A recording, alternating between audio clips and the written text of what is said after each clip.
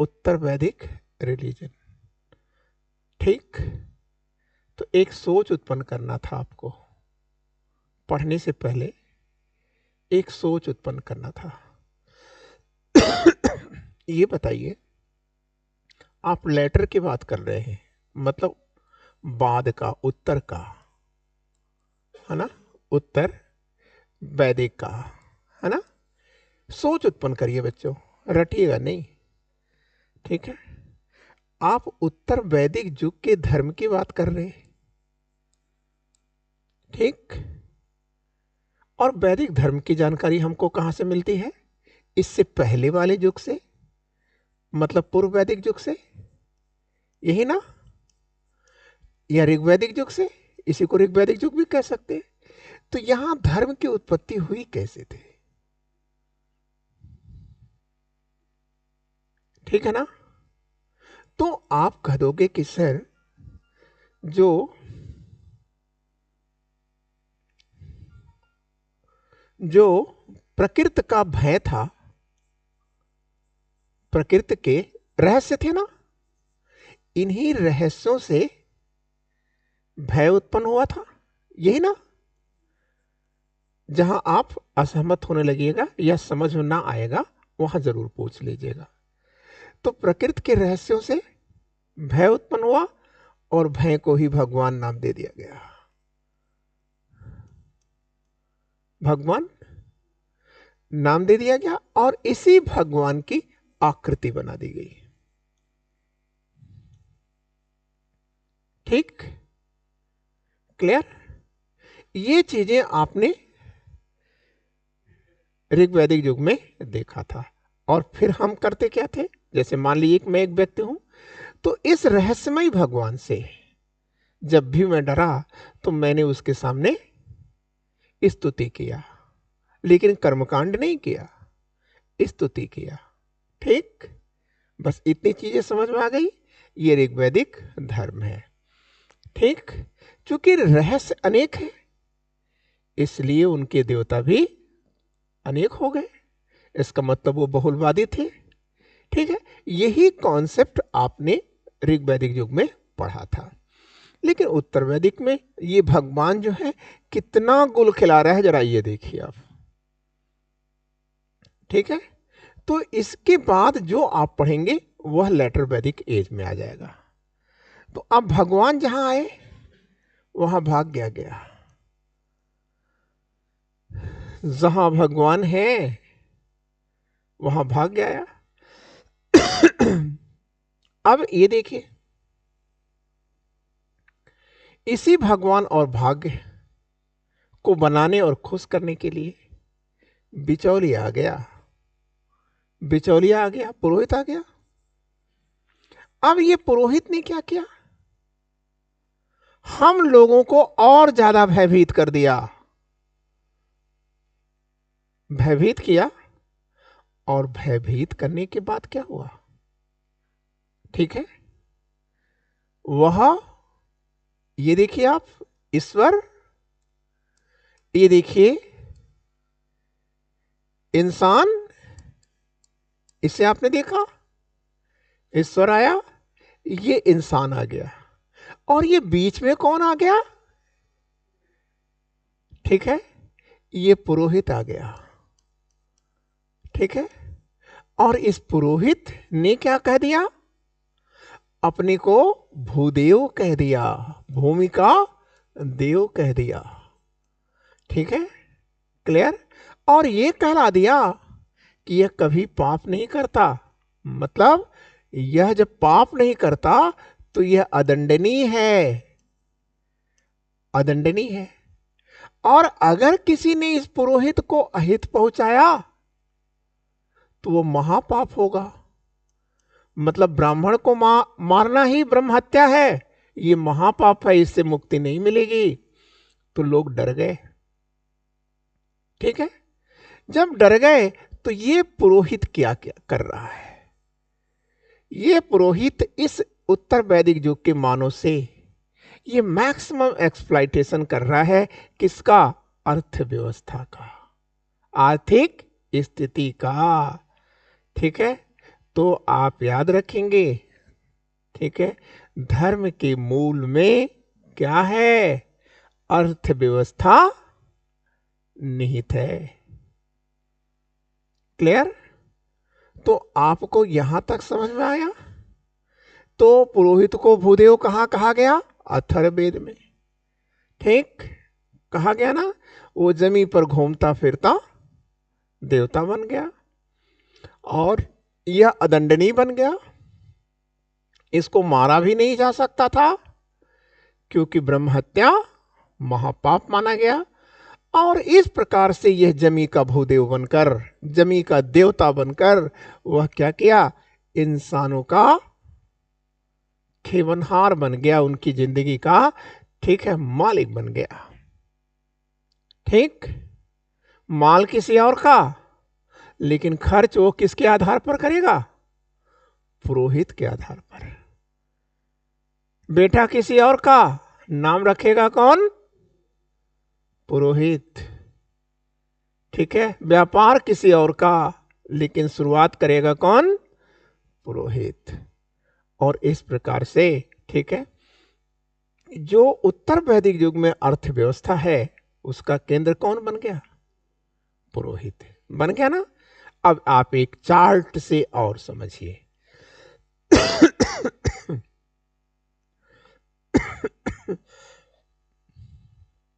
एक चार्ट से समझिए आप। ये बताइए,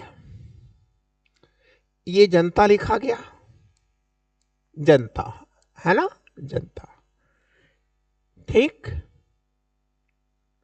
अब जनता से, ये जनता का कार्य क्या? पहले तो आप ये बताइए। जनता का कार्य है उत्पादन करना। उत्पादन करना, यही ना? उत्पादन करेगी, ठीक है। कैसा उत्पादन करेगी? कृषि का करेगी, पशु का, पशुपालन या पशु उत्पाद उत्पन्न करेगी, व्यापार करेगी, यही ना? क्लियर? लेकिन आप एक बात बताइए, कभी कृषि तो नुकसान हो जाएगी, सूखा पड़ जाएगा, बाढ़ आ जाएगी, कीट पतंगे लग जाएंगे, होगा कि नहीं? पशु भी बीमार पड़ जाएंगे, मर जाएंगे, व्यापार भी कभी अप्स एंड डाउन होगा। ठीक, तो इसका मतलब ये जो जनता है ये डरेगी। डरेगी किससे? डरेगी अदृश्य सत्ता से डरेगी, जिसे वो भगवान कह रही है। तो ये जनता अपने बीच से दो लड़कों को निकाल देगी। दो लड़के मतलब दो प्रकार के लड़के निकालेगी। एक जो स्तुति करता है, जो स्तुति करता है भाई, ठीक है, प्रार्थना करता है।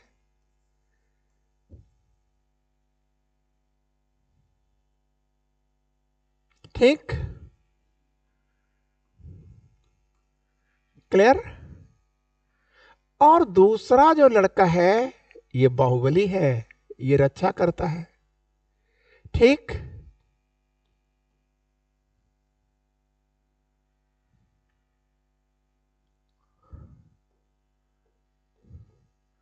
तो एक रक्षा करने वाला है, इसको वो क्या कहेगी? क्षति बोलेगी।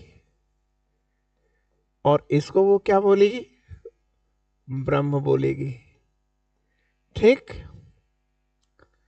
अब ये ब्रह्म क्या कर रहा है? इधर देखिए, जरा ध्यान दीजिएगा। अब ये ब्रह्म बच्चों एक काम करेगा। ये ब्रह्म ईश्वर का भय दिखा करके ये जो इसका उत्पाद है इसको ये खींचता रहेगा, ये अपने पास ले जा करके ये इकट्ठा करता रहेगा। ठीक है, और इसके भरण पोषण के लिए दे देगा। तो इसको मिल रहा है भरण पोषण, और यहां पर तो पूरा का पूरा अनाज ही या पूरा का पूरा माल ही इसका हो गया। ठीक, तो इसका जो जीवन है वो क्या हुआ, भव्य हुआ ना। यही समाज का नियंता बन गया या नहीं बन गया? ठीक। और इस नियंता ने क्या किया कि इस पर ये जो उत्पाद आ रहा है इस पर इसका अधिकार बना रहे, इसके लिए इसने शिक्षा को अपने पास तक निहित कर दिया। तो जिसके पास शिक्षा नहीं वो कैसा है, पशुवत है। तो इसका मतलब समाज का खेवनहार कौन बन गया? ये ब्रह्म बन गया। ठीक। और इसके पास तो केवल वेतन है। ठीक। लेकिन आप एक बात बताइए, ये तो बेचारा मरता भी है, मारता भी है, और इसके साथ इसका काम क्या है, गवर्नेंस का काम है।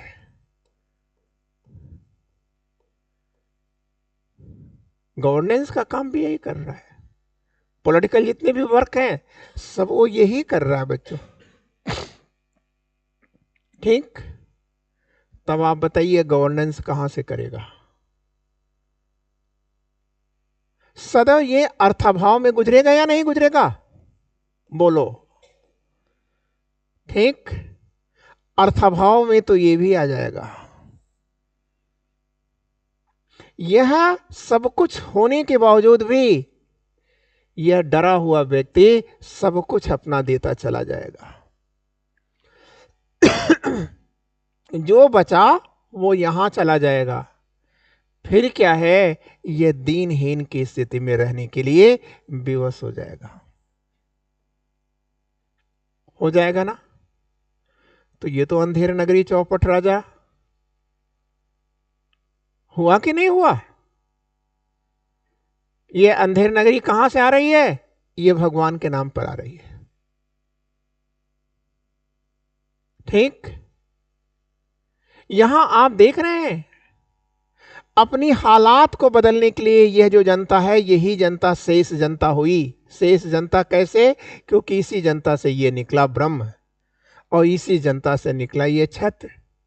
तो जो बची जनता है उसको हम क्या कहेंगे? शेष जनता। और शेष जनता को संस्कृत में क्या कहते हैं? आप कहोगे सर्विस।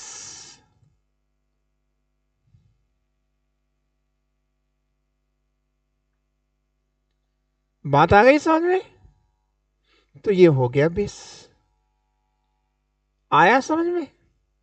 लेकिन यह जो विष है यह सब कुछ होने के बावजूद भी आखिर कैसे है? आप कहोगे कि सर वो दयनीय स्थिति में जीवन निर्वहन करने के लिए विवश है। ठीक। क्लियर? तो इसका मतलब यह है कि अब इसके और इसके अंदर एक जंग होगा। ये क्षति और ब्रह्म के बीच एक जंग होगा। और जैसे ही ये जंग की शुरुआत होगी वैसे ही उत्तर वैदिक शुरू हो जाएगा। आ गई बात समझ में? तो इसका मतलब उत्तर वैदिक में ब्राह्मण क्या चाहेगा? ये ब्रह्म का बेटा अब ये ब्राह्मण हो गया। हुआ कि नहीं हुआ? विष का बेटा ये क्या हुआ? वैश्य हुआ कि नहीं हुआ? और क्षति का बेटा कौन हुआ? ये क्षत्रिय हो गया। और जो इन सब में कमजोर था वही तो शूद्र हुआ। ठीक। क्लियर? आई बात? तो अब ये जो ब्राह्मण है ये क्या चाहेगा कि हम मैक्सिमम उत्पादन को, वैश्य के मैक्सिमम जो धन है, संपदा है, उसको अपने पास ले ले। तो ये करेगा क्या? ये कैसे ले सकता है? तो ये ब्राह्मण इस जो वैश्य है इसके उत्पाद को मैक्सिमम तरीके से खींच लेने के लिए, ठीक है, इसको डरा, उतना ही ज्यादा डराएगा। जितना ज्यादा आप इस वैश्य को डरा देंगे उतना ज्यादा माल आपके पास आ जाएगा। डरा हुआ बैस अब ये यहां लेकर के चला आया। ठीक। और इसकी स्थिति क्या हुई, ये छत्री की स्थिति क्या हुई, यह तो ठीक है दयनीय स्थिति में है। क्लियर। लेकिन इसके पास फिलहाल एजुकेशन तो है, इसके पास तो एजुकेशन नहीं है। तो अब ये करेगा क्या, ठीक है, अब ये करेगा क्या, ठीक है, कि इन्हीं ब्राह्मणों में से कुछ ब्राह्मणों को अपनी ओर मिला लेगा और पूछेगा सत्य क्या है, तो बताएंगे सब सब झूठ है। ठीक। तो अब ये करेगा क्या, इसके सामने दो रास्ता है बच्चों, या तो ब्राह्मणों का कत्ल कर दे, नहीं कर सकता ऐसा। क्यों? क्योंकि वैश्य इस जनता के ब्रह्म के साथ खड़ा है, ब्रह्म के साथ ये खड़ा है। क्यों खड़ा है? क्योंकि ब्रह्म इसके मस्तिष्क में, इसके रगों रगों में जो खून बह रहा है, कतरे बह रहे हैं खून के, उसमें डाल दिया है कि मैं ही देवता हूं, तो वो इसके साथ खड़ा हो जाएगा। ठीक है। तो इसका मतलब क्षत्रियों ने यह तय किया कि ब्राह्मणों ने ये सब चीजें शास्त्र के माध्यम से किया है, किताबें लिख करके, कौन सी किताब लिख करके, ब्राह्मण साहित्य लिख करके कर्मकांड को स्थापित किया, और उसी कर्मकांड के द्वारा इन्होंने सब कुछ ले लिया। ठीक है। तो अब ये क्या करेगा कि शास्त्र को शस्त्र से नहीं जीतेगा, इसने भी शास्त्र लिखा। तो इनके शास्त्र को हम क्या कहते हैं? ब्राह्मण साहित्य। और इनके शास्त्र को हम क्या कहते हैं? उपनिषद साहित्य। ठीक। और जब ये उपनिषद साहित्य आएगा, उपनिषद आएगा, तो उपनिषद साहित्य क्या है? एक दर्शन है। और इस दर्शन में वह इस वैश्य को समझाने में सफल हो जाएगा कि तू किस यज्ञ में विश्वास कर रहा है। ये तो खुद ही डूब रहा है, तो जो यज्ञ खुद डूब रहा है, एक ऐसी नाव पे सवार है यज्ञ जो खुद डूब रहा है, वो तुम्हें क्या बचाएगा? परिणाम क्या होगा? परिणाम क्या होगा? पूरा उत्तर वैदिक का समाज और धर्म संघर्षमय हो जाएगा। ठीक। और जैसे ही ये चारों तरफ से संघर्षमय होगा, ठीक है, उसी का फायदा उठाया जाएगा और ये हम बढ़ जाएंगे अनिश्वरवाद की ओर, अनिश्वरवाद की ओर। क्योंकि अब वैश्य का इनसे कोई मतलब नहीं रहा। इनका जो गरीब ब्राह्मण था, इस गरीब ब्राह्मण को भी इनसे कोई मतलब नहीं रहा। और ये जो क्षत्रिय हैं, इनका तो इनसे मतलब था ही नहीं। ठीक। क्लियर। और अब परिणाम क्या होगा? ठीक है, कि अगर आपसे पूछा जाए कि उत्तर वैदिक युग का धर्म क्या है, आप कहेंगे ब्राह्मण साहित्य और उपनिषद साहित्य के बीच में लड़ा जाने वाला एक वैचारिक द्वंद्व है, एक वैचारिक संघर्ष है। तो आप समझ गए, ठीक है, कि दुनिया की जो धर्म है वो अर्थव्यवस्थाओं के जाल है। ठीक है। क्लियर। अर्थव्यवस्थाओं पर कब्जा करने का एक ताकतवर उपकरण है।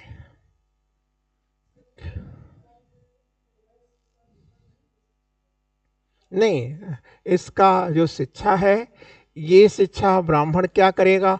आप कहोगे कि सर ये साहित्यिक शिक्षा लेगा और यह व्यापारिक शिक्षा लेगा। तो शिक्षा रियल में कौन सी शिक्षा है? साहित्यिक शिक्षा है। और ये कौन सी शिक्षा लेगा? युद्ध की शिक्षा लेगा। ठीक है। क्लियर। तो ये चीजें फॉलो कर गए ना? अब तो कोई बात प्रॉब्लम है नहीं। फिर हम आगे चले। ठीक है। तो हिंदू धर्म क्या है और हिंदू समाज क्या है? आप कहेंगे कि सर निश्चय ही एक धोखा खाया हुआ समाज है। ठीक है, जहां पर धर्म के नाम पर बड़े अच्छे खासे, ठीक है, और कुत्सित व्यापार किए गए हैं, किए जा रहे हैं। ठीक है, और इसने क्या किया है, हिंदू धर्म को, ठीक है, यूनाइट होने नहीं दिया है। क्लियर? आगे चले।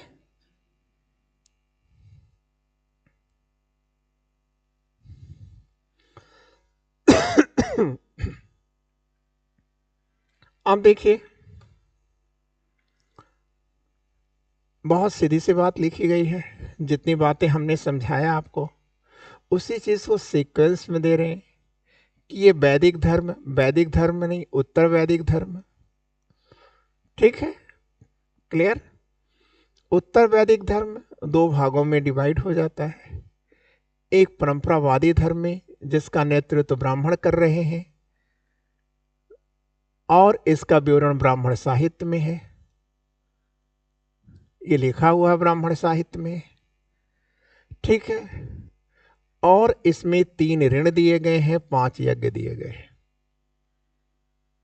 अब ये 3 ऋण कौन कौन है, आगे तो हम चल के बात करेंगे, लेकिन फिर भी लिख देते हैं। 3 ऋण कौन है? पितृ ऋण है, पिता का ऋण है, ठीक, देव ऋण है,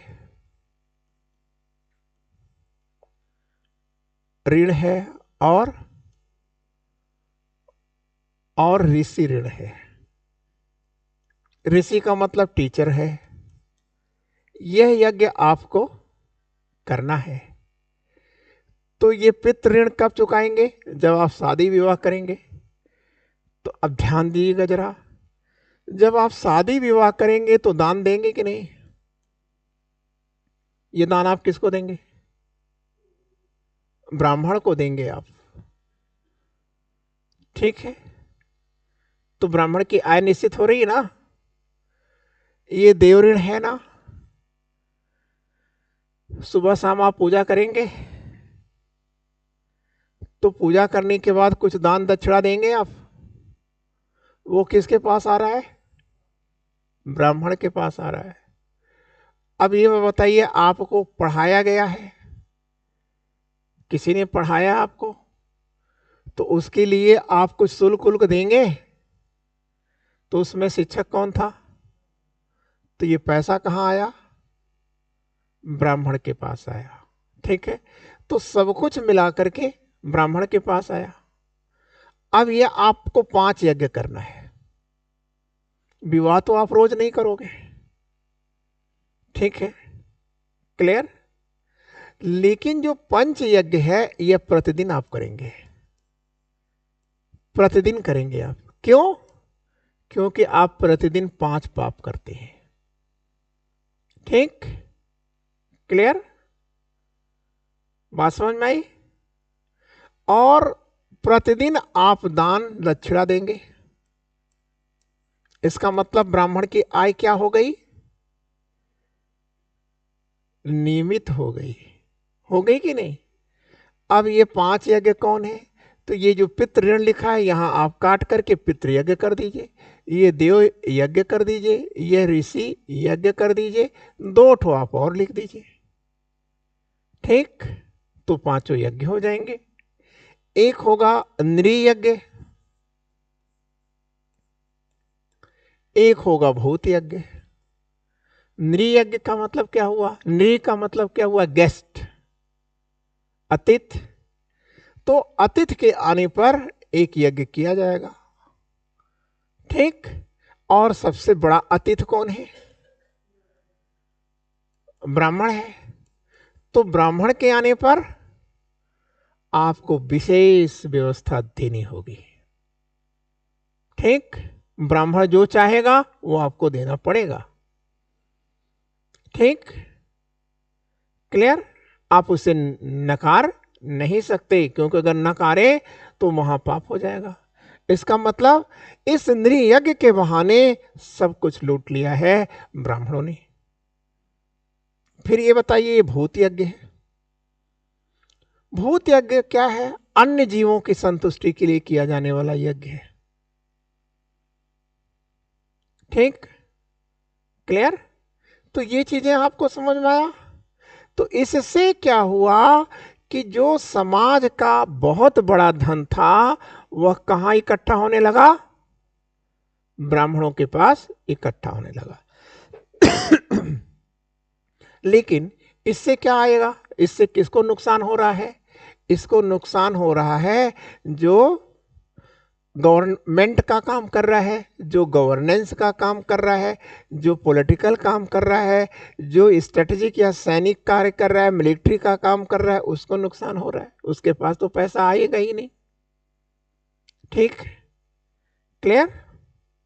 तो अब ये क्या करेगा कि इसी परंपरावादी धर्म को या ब्राह्मण साहित्य में उल्लेखित धर्म के विरुद्ध जो बगावत करेगा, जो परिवर्तन कराना चाहेगा, उसी से परिवर्तनवाद की उत्पत्ति होती है। ठीक है? और यह परिवर्तन कहाँ है?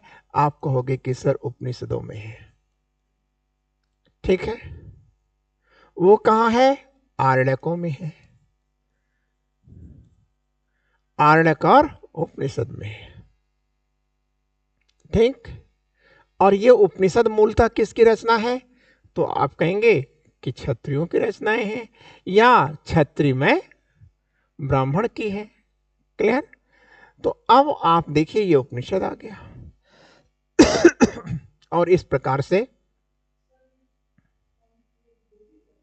हाँ, आज भी होता है, लोग करने वाले करते हैं। क्लियर होगी बात आपको? ठीक है कि कैसे उत्तर वैदिक धर्म है। तो अब आप एक चीज की एनालिसिस कर रहे हैं, निष्कर्ष पा रहे हैं कि उत्तर वैदिक धर्म के मूल में झगड़ा किस बात का है? पैसे का है, उत्पादन के वितरण का है। ठीक है? क्लियर हो गया ना? और अब ये जो छत्री है, ये छत्री कैसे तोड़ेगा इनकी चालबाजी को, ब्राह्मणों की चालबाजी को? तो साहित्य के द्वारा ना, और फिर प्रचारक के द्वारा, धर्म उपदेशक के द्वारा। और ये धर्म उपदेशक कौन आएंगे? महावीर स्वामी और बुद्ध। इसका मतलब अनिश्वरवाद की उत्पत्ति, ठीक है, ब्राह्मणवाद के विरुद्ध हुई है। क्लियर? ब्राह्मणवाद ने जो भय के नाम से जो संपत्ति को ड्रैग करना शुरू कर दिया था, उसी को बचाने के लिए इनकी उत्पत्ति हुई है। क्लियर हो गया? कोई प्रॉब्लम नहीं, ये कॉन्सेप्ट है। ठीक है? अब वैदिक देवता कौन है? देखिए, ऋग वैदिक युग के मुख्य देवता कौन थे? इंद्र, मित्र और वरुण। और उत्तर वैदिक काल में कौन हो गए? ब्रह्मा। इंद्र का स्थान ले लिया ब्रह्मा ने, और मित्र का स्थान ले लिया विष्णु ने, और वरुण का स्थान ले लिया महेश ने। ठीक? ब्रह्मा का कार्य क्या बताया गया? जनरेट करना, सृजन करना। विष्णु का कार्य क्या बताया गया? संचालन करना। और महेश का कार्य क्या बताया गया? संहार करना। संहार करना। तो सृजन को अंग्रेजी में क्या कह सकते हैं? जनरेट। संचालन को क्या कह सकते हैं? ऑपरेट। और संहार को क्या कह सकते हैं? डिस्ट्रक्शन। तो इनको मिलाइए तो ये बन गया गॉड, जीओडी, गॉड। ठीक? अब इनकी मूर्ति कैसे बनी, कब बनी? गुप्तों के काल में बनी। गुप्तों के काल में बनी।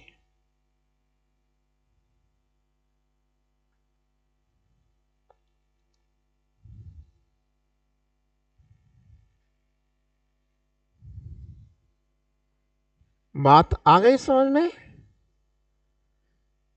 क्लियर?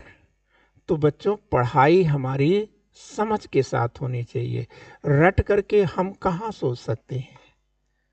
ठीक है? क्लियर? तो फिर हम आगे चले। Got, generator, operator and destructor. ठीक। और इनकी मूर्ति कब बनती है? गुप्तों के काल में बनती है। ठीक।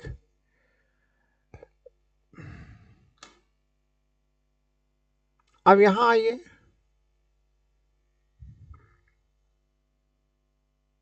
अब देखिए, डराना है व्यक्ति को, ठीक है, तो आप कह दीजिएगा कि सर उत्तर वैदिक युग में आकर, ठीक है, महेश के नाम किसे बदल जाते हैं? भव, भव, पशुपति, महादेव, ये सब क्या है? रुद्र रूप के हैं। और शिव क्या है? कल्याणकारी रूप का है। और इसी कल्याणकारी रूप का व्यापक विवरण श्वेताश्वर उपनिषद में हुआ है। श्वेताश्वर उपनिषद में हुआ है। क्या? सत्य ही शिव है, सत्यम शिवम सुंदरम। ठीक। ठीक। तो आपने एक चीज माना, ठीक है, आप याद रखिएगा, ठीक है, ध्यान दीजिए, ये सबसे बड़ा धर्म है, सत्य, ठीक है, सदाचार, सत्य, सदाचार, ठीक है, और नैतिकता। इससे बड़ा धर्म नहीं है कोई। ठीक। लेकिन आप याद रखिएगा, रियल धार्मिक अगर आदमी कोई है तो जो इसमें विश्वास करता है वो है। ठीक। लेकिन याद रखिएगा, इसके अतिरिक्त अगर आप किसी चीज में विश्वास करते हैं, ठीक है, तो आप याद रखिएगा, प्रायः देखने में मिलता है कि धार्मिक व्यक्ति, ठीक है, अधर्म का सबसे बड़ा केंद्र होता है। धार्मिक व्यक्ति, ठीक है, ये धार्मिक हो गारंटी ही नहीं है। धार्मिक व्यक्ति अगर वो कहा कि मैं धार्मिक व्यक्ति हूं या धर्म का नाटक कर रहा है, तो आप याद रखिएगा वो अधर्म का सबसे बड़ा केंद्र है। जैसे मैं कहूं कि मैं एक मुसलमान हूं, तो आप याद रखना कि मैं कुछ भी हो सकता हूं लेकिन इंसान तो हो ही नहीं सकता। अगर मैं कहता हूं कि मैं हिंदू हूं, तो हो सकता है, ठीक है, कि मैं हिंदू हूं या क्या हूं, लेकिन पक्का मान लीजिएगा मैं इंसान नहीं हूं। क्योंकि अगर मुसलमान मैं कहता हूं तो इसका मतलब हिंदू धर्म बुरा है, और अगर मैं कहता हूं कि मैं हिंदू हूं तो पक्का मान लीजिएगा मुसलमान इंसान थोड़ा ना होगा। इसका मतलब धर्म की बात करने वाला आदमी, ठीक है, इंसान की परिभाषा से दूर होता है। ठीक। और लड़ाई है कहां? लड़ाई इसी में है कि जब मैं कहता हूं कि मैं हिंदू हूं, जब मैं कहता हूं कि मैं मुसलमान हूं, जब मैं कहता हूं कि मैं ईसाई हूं, तो निश्चय ही हम भाई नहीं हो सकते। फिर हम क्या हैं? एक दूसरे के विरोधी हैं। ठीक। ये भी समझ गए आप?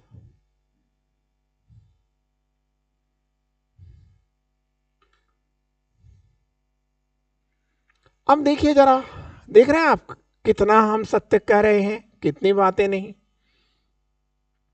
जब हम खुद को कहते हैं मैं ब्राह्मण हूं, जब मुझसे कोई पूछे कि मैं क्या हूं तो मैं कहूं मैं ब्राह्मण हूं, तो निश्चय मान लीजिएगा मैं राक्षस जरूर हूं, मैं अमानवी जरूर हूं। क्यों? क्योंकि इसका मतलब शूद्र मेरे लिए अछूत है, शूद्र मेरे लिए, ठीक है, मेरे जैसी संवेदना नहीं रखता है या नहीं? बोलते नहीं आप, सहमत है या नहीं? अब आप ही बात बताइए। और यही सोच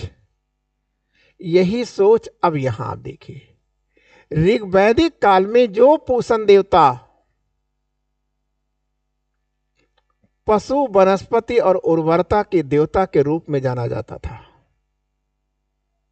प्रजनन का देवता था, उत्तर वैदिक काल में आकर के वो शूद्रों का देवता बन गया। ओ, इसका मतलब आप देख रहे हैं, देख रहे हैं कि नहीं देख रहे हैं? शूद्रों को आपने कितना नीचा दिखाया, उसके देवता को भी आपने अलग कर दिया। किया या नहीं किया? तो इसका मतलब उत्तर वैदिक काल में जो पशु का वनस्पति का प्रजनन का देवता था, वो उत्तर वैदिक काल में आकर के शूद्रों का देवता बन गया।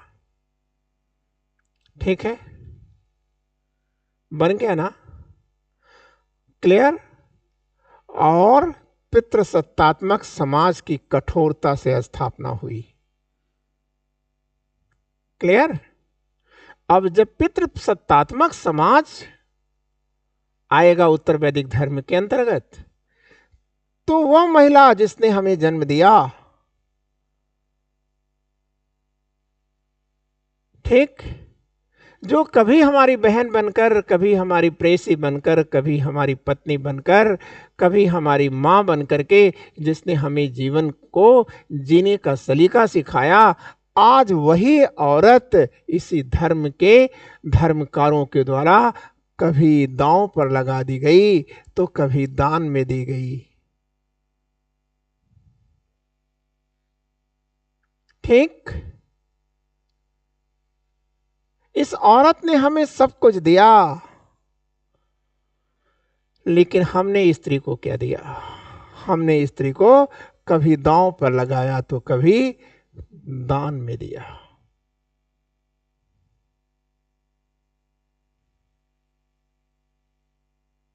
ठीक, आप देखिए धर्म की चोचलेबाजी। और मैंने आपसे कहा कि धार्मिक आदमी इंसान नहीं होता, ठीक है, उसकी इंसानियत हमेशा विभाजित होती है। अब ये तो लिखा है देव मंडली में भी देखने को मिलता है, क्योंकि देव मंडली में देवियों को, मतलब देवियों को, देवताओं की मंडली में भी जो देवियां हैं जिसकी आप आराधना करते हैं ना, उसको भी आपने दोहरे रूप में दिखाया है। ठीक, क्लियर, महत्वहीन दिखाया है।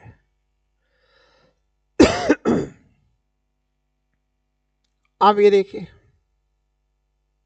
हाँ एक चीज आप ये देखिए कि ईश्वरीय नारित्व पर वैदिक दृष्टिकोण क्या है। जो देखिए वैदिक साहित्य में महिला है, उनकी क्या स्थिति है, तो उसमें आप याद रखिएगा अथर्ववेद में पहली बार पृथ्वी देवी का उल्लेख है, और शतपथ ब्राह्मण में वाक देवी का उल्लेख है, सरस्वती का उल्लेख। आप कहेंगे सर ऋग्वेद में है, तो वहां नदी थी और यहां, ठीक है, आकृति बन गई, और इंद्र की पत्नी बन गई सरस्वती। शतपथ ब्राह्मण में वाक देवी या सरस्वती को इंद्र की पत्नी के रूप में दिखाया जा रहा है, लेकिन फिर भी मूर्ति पूजा अभी यहां नहीं है।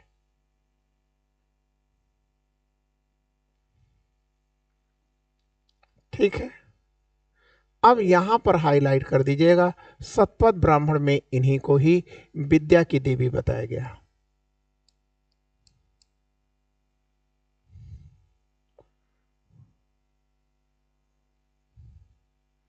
ठीक है, और मैं शायद सतपथ बोल गया था, तो आप कहेंगे कि सर तैतरी ब्राह्मण में इन्हें इंद्र की पत्नी दिखाया गया है, तैतरी ब्राह्मण में।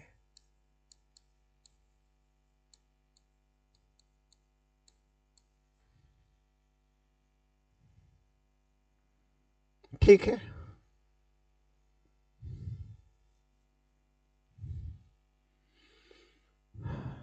और किसी भी वैदिक ग्रंथ में, किसी भी वैदिक ग्रंथ में,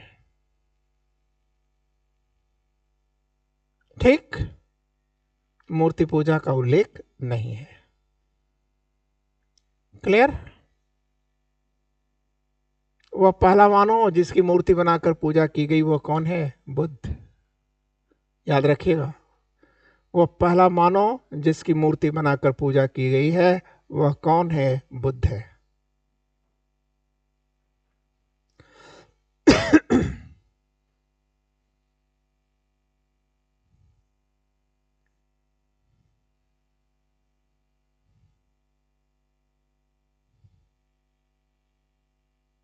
ठीक, अब एक चीज देखिए,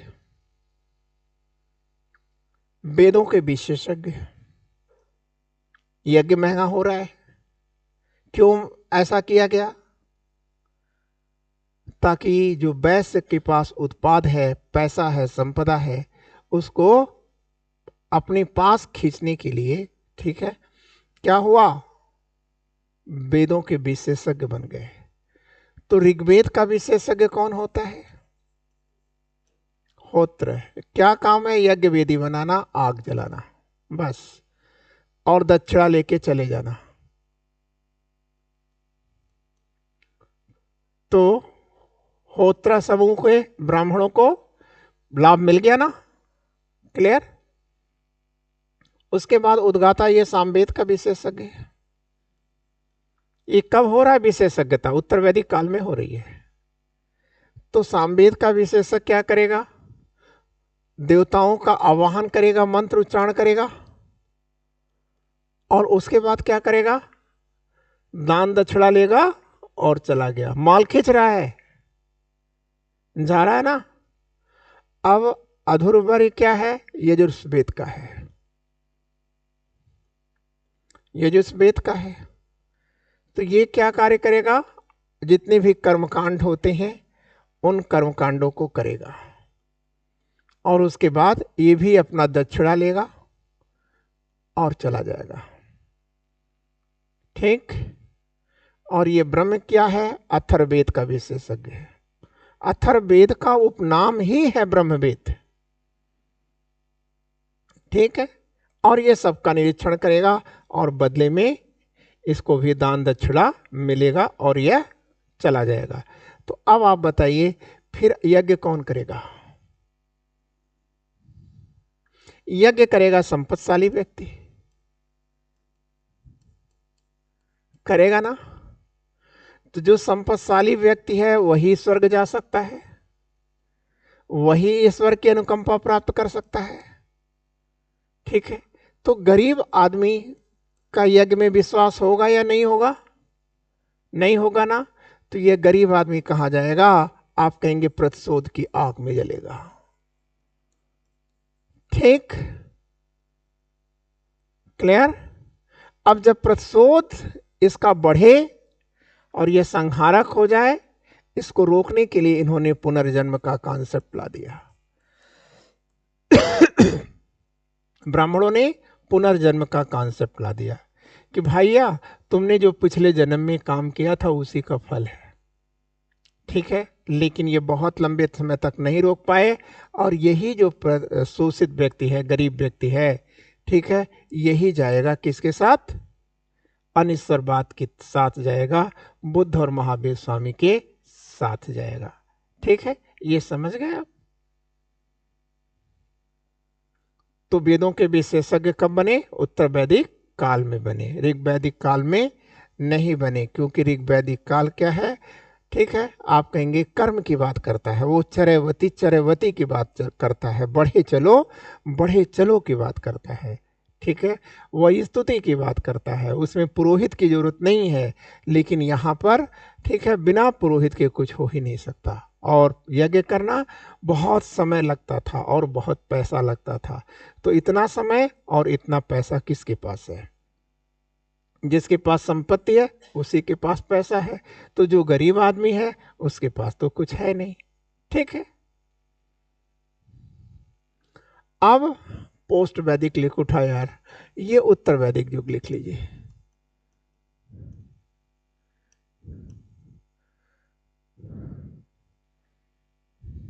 ठीक, अब यहां पर आपको समझाया जा रहा है कि उत्तर वैदिक युग में धार्मिक प्रथाओं के विकास का क्रम क्या है और उसका प्रभाव क्या है। तो देखिए, उत्तर वैदिक जो युग है उसमें धर्म क्या है? ये जो वैश्य का अतिरिक्त उत्पादन है, सरप्लस आउटपुट है, इसी पर नियंत्रण करने की एक कोशिश है। उत्तर वैदिक धर्म क्या है?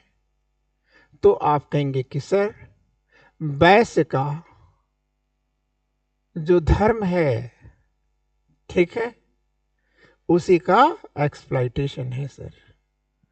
ठीक, उसी को नियंत्रित करने का उपक्रम है, ये एक साधन है। ठीक है, और इस पर नियंत्रण आप कैसे करेंगे? अंधविश्वास फैलाएंगे, पाखंड फैलाएंगे, ठीक है, और इसी से वैश्य और शूद्र दोनों क्या होंगे? भयभीत हो जाएंगे। और भयभीत होकर के क्या करेंगे? अपना माल इधर देते चले जाएंगे और अधिशेष उत्पादन पर किसका अधिकार होता चला जाएगा? ब्राह्मण व्यवस्थाकारों का। होगा नहीं? होगा ना? ठीक है, क्लियर। आजकल ज्योतिषी क्या करते हैं? भय ही तो दिखाते हैं। ठीक, भय दिखा करके आपका माल खींच लेते हैं। क्लियर। अब ये बताइए, जब ये पैसा खिंच गया, पशु खिंच गया, संपदा खिंच गई, तो जनता के बीच में क्या होगा? जनता के बीच में असंतोष आएगा। उत्तर वैदिक धर्म क्या है? अधिशेष उत्पादन पर नियंत्रण करने का एक उपक्रम है, एक युग है। और यह अधिशेष उत्पादन पर नियंत्रण आपने कैसे किया? अंधविश्वास, पाखंड और भय उत्पन्न करके। अब इसका परिणाम क्या होगा? आप कहेंगे समाज में असंतोष आएगा। ठीक है, असंतोष आएगा। क्यों? क्योंकि व्यक्ति अब असमान हो जाएगा, क्योंकि व्यक्ति अब शोषक और शोषित में बदल जाएगा। ठीक है, क्लियर। जो कल तक का जिसकी अपनी मर्जात थी, ठीक है, जिसके कंधे पर अपनी सलीब थी, आज उसने अपना सब कुछ नीलाम कर दिया है। कैसे?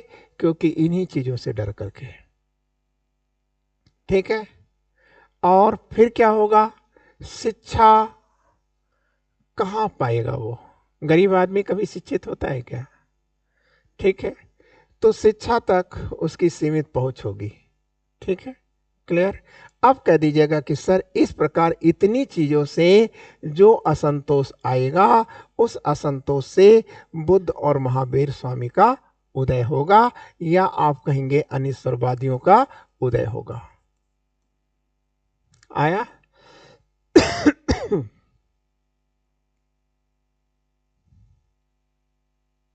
ठीक बच्चों,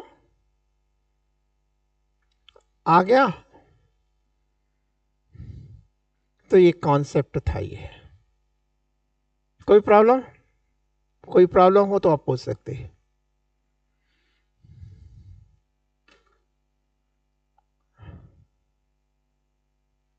ये देखिए, पुनः उसी चीज को दूसरे तरीके से कहा जा रहा है, वैदिक अनुष्ठानों से नास्तिकता की ओर। अगर वैदिक अनुष्ठान न होता, में उसमें जटिलता न होती, ठीक है, दुष्टता न होती, छलवा न होता, ठीक है, तो हम कभी भी नास्तिक की ओर न बढ़ते, बुद्ध और महावीर स्वामी, ठीक है, की उत्पत्ति न होती। तो देखिए, यहां पर दिखाया गया कि शुरू में एक बिरवा है अनुष्ठान की जटिलता का। जितना ज़्यादा जटिल होता जाएगा, ठीक है, जनता उतनी उदासीन हो जाएगी। क्यों? क्योंकि लोग गरीब होते जाएंगे, और जब गरीब होते जाएंगे तो इन सब चीज़ों से दूर होते जाएंगे, और जब दूर होते जाएंगे तो एक विकल्प के रूप में इनको चुनेंगे। किसको? अनिश्वरवादियों को चुनेंगे। और जैसे अनिश्वरवादियों को चुनेंगे, नए धर्मों का उदय हो जाएगा। क्लियर?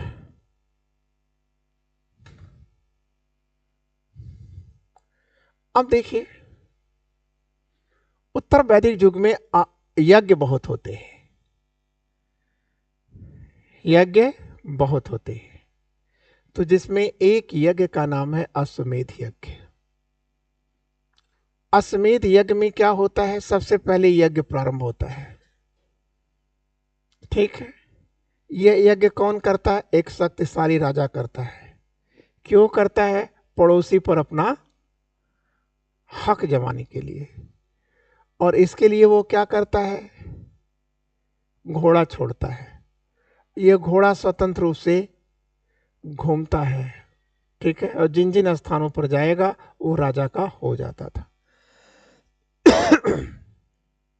ठीक है। और फिर घोड़ा की यात्रा जहां जहां पर गई, ये भूभाग उस राजा का हो गया, ठीक है। और यदि किसी पड़ोसी ने उस घोड़े को पकड़ा तो उसके साथ युद्ध हो जाता था। फिर ये देखिए, ठीक है, और अगर घोड़े को नहीं पकड़ा गया, घोड़ा घूम करके चला आया, तो संपूर्ण भूभाग राजा का हो जाएगा, उसका वहां पर कानून लागू हो जाएगा, ठीक है। बाद में उसी घोड़े की बलि दे दी जाती थी। इसी को अश्वमेध यज्ञ कहते थे। ठीक, क्लियर?